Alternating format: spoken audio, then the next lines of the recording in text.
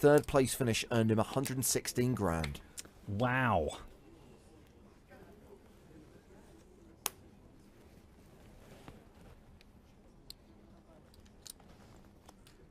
Nine, seven of hearts for Troyanovskiy. Not going to play. 8-9 off for Shirshikov, and that is a button race.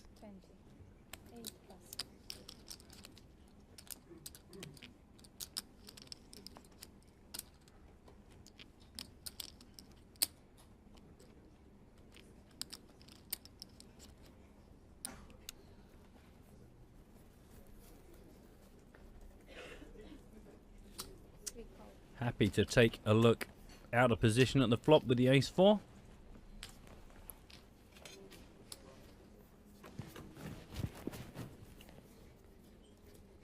Ace, queen, jack. So top pair for Ghavam.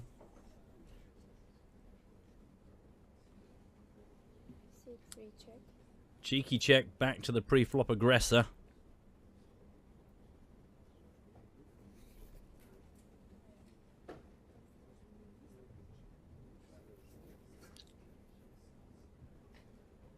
Shirshikov with the gut shot.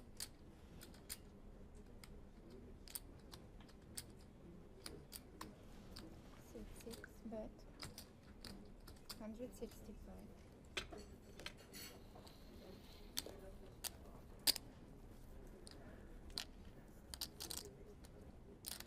Now, I don't know whether Ghavam plays this a bit harder now, gets a bit more aggressive, because we said this earlier on. There was a couple of hands when I was chatting with Joe, and Ghavam played it in a very, like, just make a raise and take it down when you think you're ahead. A lot of opportunities to be outdrawn. Up against the pre-flop raiser. But he is just going to call, take another card.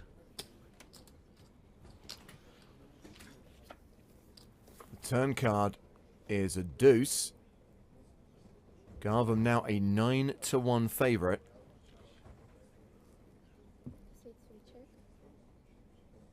He checks for a second time.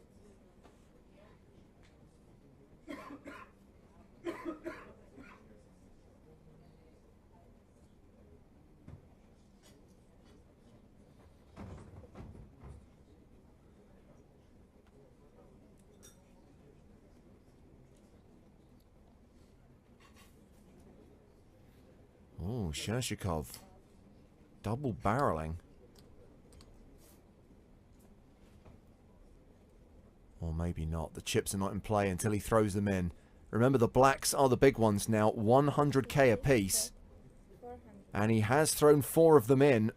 That's a bet of 400,000 into a pot of 615,000. So a sizable bet.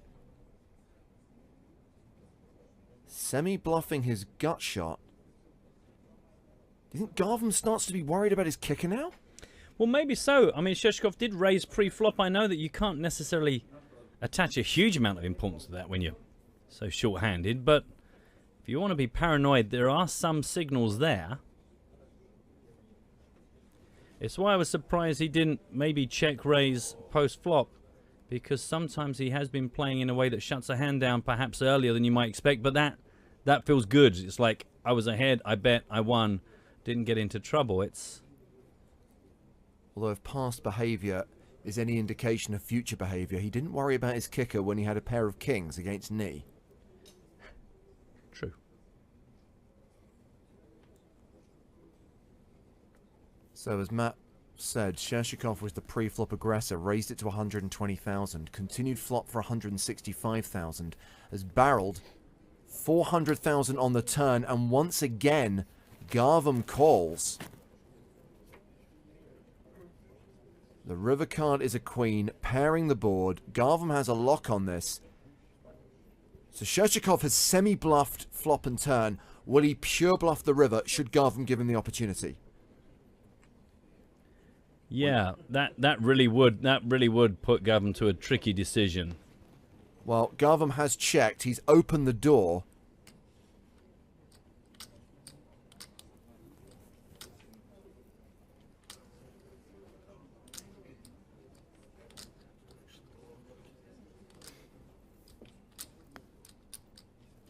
Again, the tricky thing here again is trying to put him in a range of what does he open with, what does he raise with pre-flop.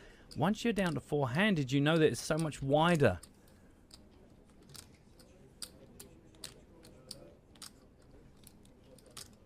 You know, from Gavam's point of view. So Shirshikov comes out firing again. Here, how do you ever really feel with much confidence that you know where you are?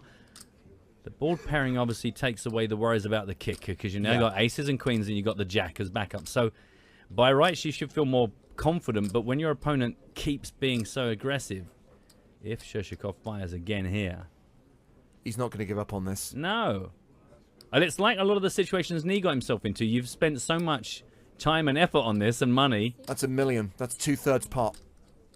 And it's pretty much half of Ghavam's stack.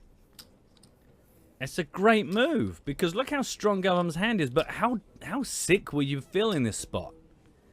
Pre-flop raiser, you checked him and he bet again on the flop. You checked him and he bet again on the turn. You've checked him on the river and here he is putting $1 million in there.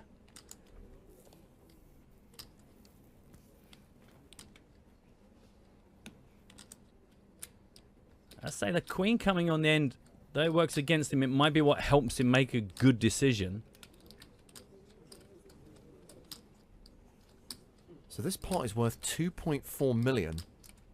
And that's more than the player who's second on the leaderboard has right now.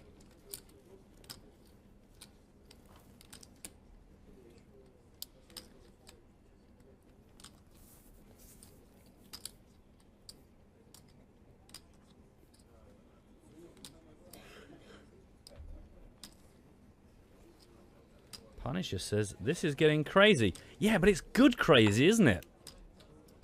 I think Ghavam's in a really tough spot. Yeah.